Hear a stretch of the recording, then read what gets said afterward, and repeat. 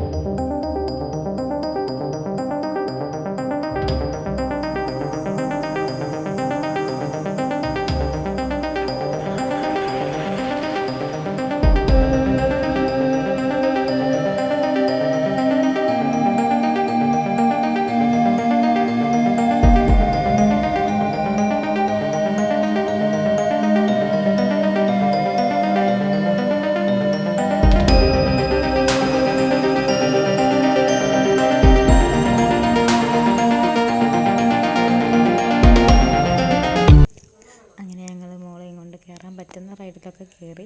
ഒരു റൈഡിൽ കയറാൻ പറ്റിയുള്ളൂ, ബാക്കിയൊന്നുമില്ല, ഇവിടെ കയറാനായിട്ടില്ല.